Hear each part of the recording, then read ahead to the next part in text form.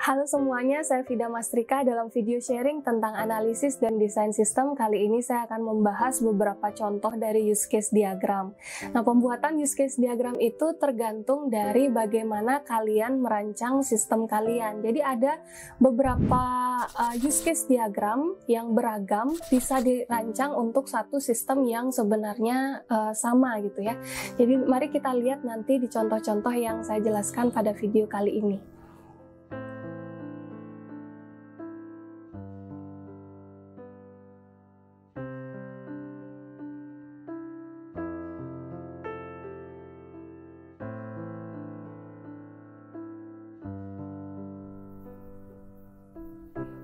Oke, saya lanjutkan ke contoh dari use case diagram. Sebelum saya ke contoh, begini adalah langkah-langkah yang bisa kalian lakukan untuk membuat use case diagram.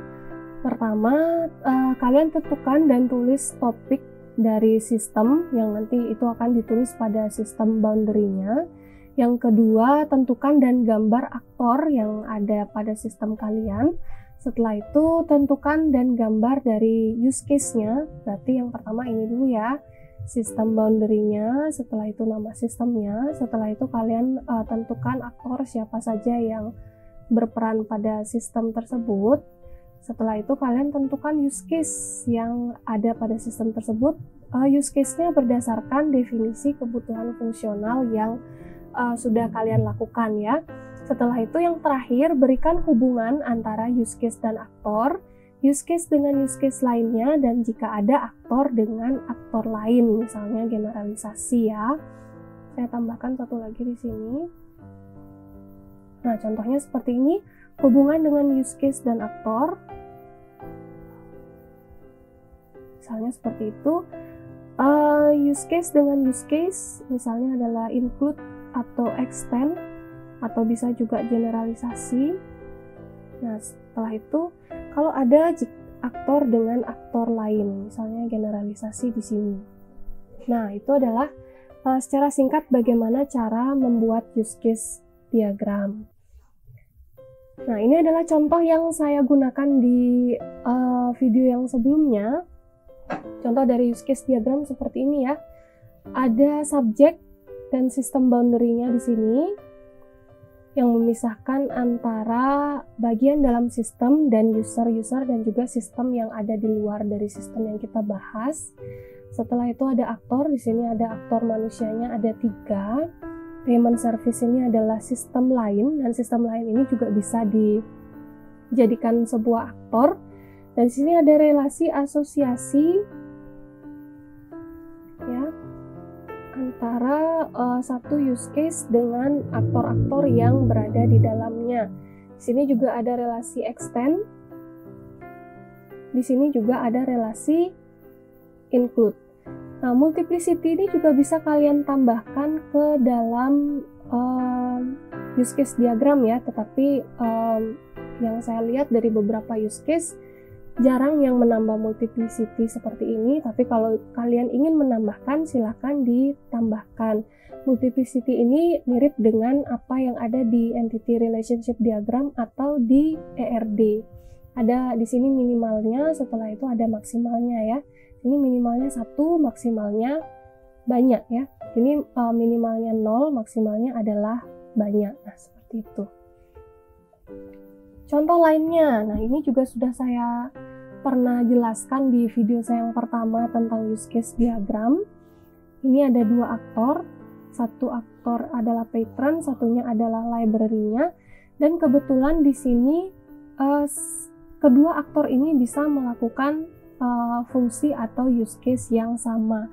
Nah, apakah semua aktor itu harus berhubungan dengan semua use case? Tidak ya. Minimalnya adalah satu aktor ini harus berhubungan dengan minimal satu use case.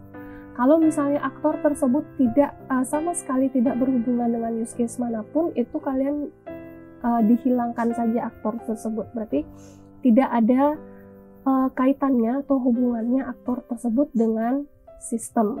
Nah, oke, di sini ada contoh yang baru yang belum pernah saya jelaskan, itu tentang ATM. ATM di sini aktornya ada 3 ya, ada customer, ada teknisi, dan ada sistem lain yaitu bank. Ya, di sini customer bisa melakukan apa saja. Kita lihat hubungannya asosiasi ke beberapa use case. Technician bisa apa aja. Kita lihat hubungannya ke beberapa use case. Hubungannya semua asosiasi ya. Dan kita lihat di sini user bank atau sistem bank di sini bisa melakukan semuanya. Oke, penjelasannya ada di sebelah sini. Semuanya. Nah, ini adalah arti atau cara menjelaskan dari use case diagram tersebut. Jadi kita langsung bisa lihat, nah use case ini memang dari sisi user ya, jadi memang apa yang bisa dilakukan user tertentu itu kita tampilkan di use case diagram. Customer bisa check balances, deposit fund, dan withdraw cash, dan juga transfer fund, dan juga kita bisa lihat apa yang bisa dilakukan technician dan juga bank, seperti itu ya. Nah, kita lihat yang lain, coba kita lihat.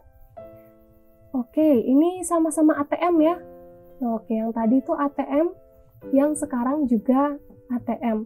Tetapi dalam suatu sistem yang sama-sama ATM itu pendesain sistem bisa mewujudkan use case diagramnya dengan cara yang berbeda. Tentunya ini sangat bergantung dengan bagaimana caranya pendesain sistem itu mendefinisikan kebutuhan fungsional dari sistem tersebut ya.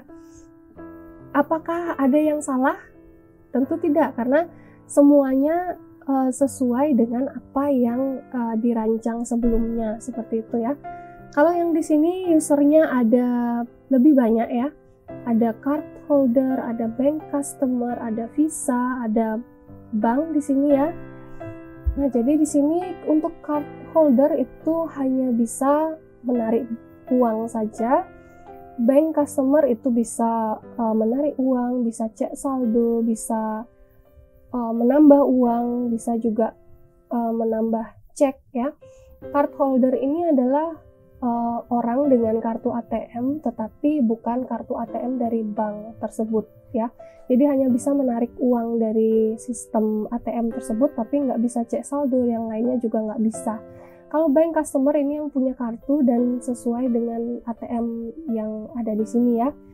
Oke, di sini yang punya kartu Visa itu bisa menarik uang saja, dan di sini ada user banknya juga bisa melakukan semuanya. Oke, jadi kedua use case tadi sama-sama menceritakan tentang ATM, yang ini tentang ATM, yang ini juga ATM, tetapi bisa dilihat dari beberapa fungsi atau sudut pandang yang berbeda ya, tergantung dari bagaimana nanti kalian mendesain sistem. Usernya atau aktornya terdiri dari apa saja, dan use case-nya terdiri dari apa saja gitu ya.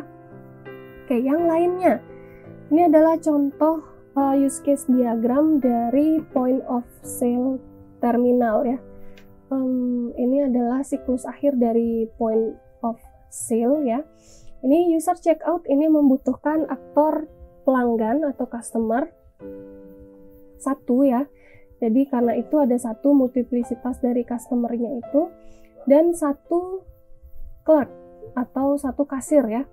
Jadi untuk checkout itu perlu ada satu customer dan satu kasir. Di sini petugas hanya dapat berpartisipasi dalam satu kasus penggunaan checkout ya. Dalam satu checkout itu ada satu clerk yang berpartisipasi dan satu customer yang berpartisipasi. Nah, layanan pembayaran ini kredit ini adalah sebuah sistem yang lain. Ini dapat berpartisipasi dengan banyak kasus checkout ya secara bersamaan, dan kasus penggunaan use case checkout ini mungkin tidak memerlukan layanan pembayaran kredit. Nah, jadi di sini multiplisitasnya 0 ya. Jadi checkout kalau kita misalnya nggak pakai kredit, kita nggak perlu ke kredit payment service. Makanya di sini minimalnya adalah 0 sampai banyak ya. Dan di sini pembayaran kredit ini misalnya jika pembayaran dilakukan secara tunai, maka multiplisitasnya adalah 0 sampai 1 gitu ya.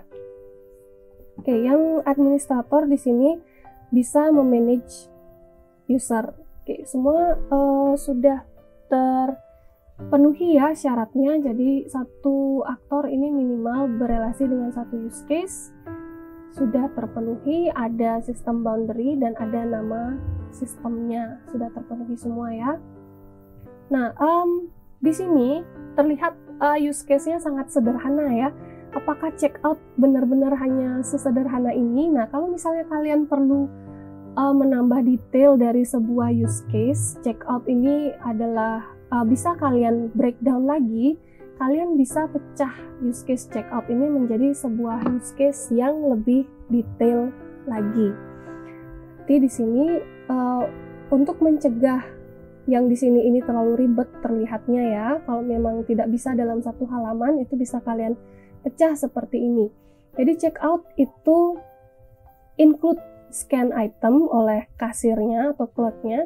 Setelah itu include juga calculate total and tax. Setelah itu include payment. Include ini artinya adalah satu proses checkout, ini adalah base use case-nya, harus include atau harus menggunakan fungsionalitas dari included use case ini. Satu proses checkout itu harus scan item, harus calculate total and tax, dan harus dibayar dulu. Nah, setelah ketiga item ini dilakukan, itu baru kita bisa ke proses checkout. Seperti itu ya. Untuk payment ini adalah parent ya.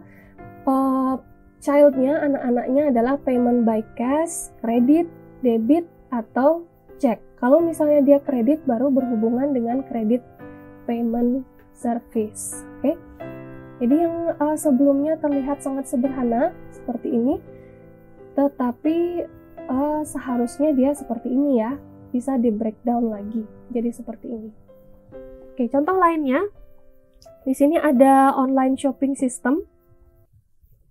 Kita lihat ada beberapa user, ada registered customer, ada new customer, dan itu adalah child dari web customer di sini ya. Terus di sini ada user berupa service, authentication.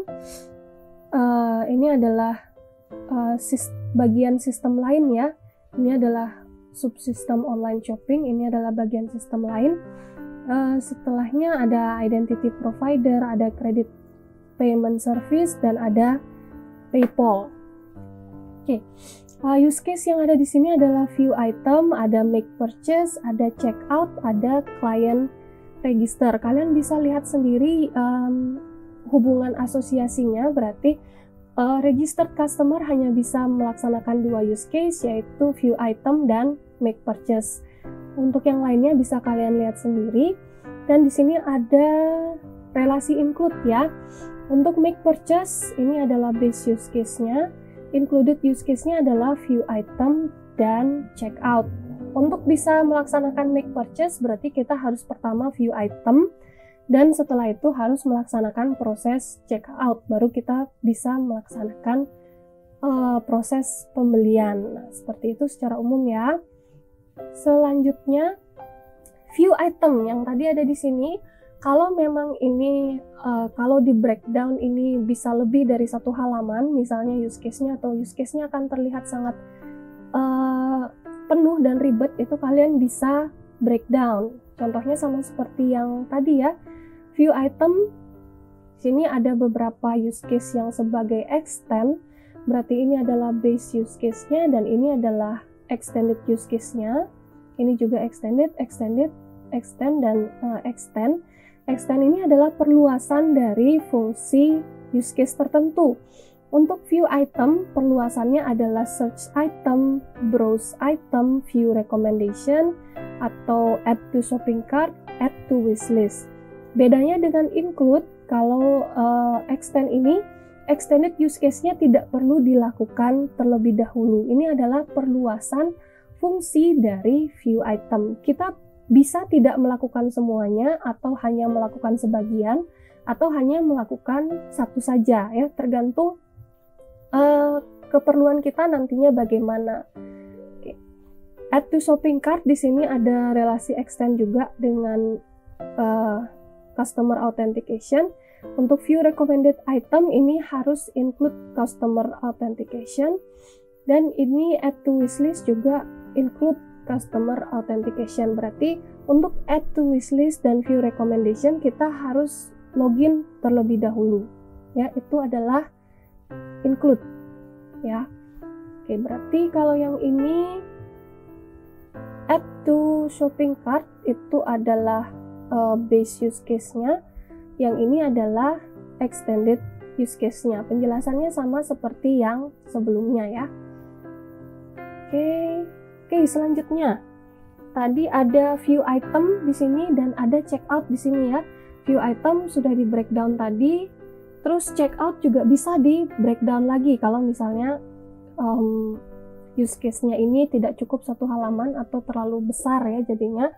Untuk checkout di sini ada beberapa relasi, ada include ke customer authentication, ada include view atau update shopping cart, include calculate tax dan shipping, juga include payment. Jadi untuk melaksanakan checkout itu kalian harus melaksanakan ini dan ini terlebih dahulu ya. Customer authentication ini adalah parent. Dia bisa berupa user sign in, bisa remember me, bisa single sign on ya. Oke, di sini view atau update shopping cart itu harus mengincludekan calculate total ya. Untuk payment ini adalah parent juga, paymentnya ini childnya bisa payment by credit, bisa payment by PayPal. Nah, itu dia beberapa contoh dari use case diagram dari yang sederhana sampai yang harus di breakdown ya. Oke, bagaimana materi kali ini tentang contoh dari use case diagram? Semoga bisa menambah wawasan kalian tentang variasi dari use case diagram. Jadi use case diagram itu bisa dibuat berbeda ya untuk satu sistem yang judulnya sama. Itu tergantung dari bagaimana kalian mendesain sistem kalian dan bagaimana kebutuhan fungsional dari sistem kalian. Untuk video selanjutnya saya akan membahas tentang use case naratif. Jadi use case diagram itu tidak hanya datang sendirian ya. Jadi kalau misalnya datang sendirian nanti akan ada yang mungkin salah tafsir ya apa yang dimaksud oleh use case diagram. Jadi diperlukan use case naratif untuk menjelaskan apa yang dimaksud dengan use case diagram tersebut. Oke, sampai ketemu di video saya yang selanjutnya.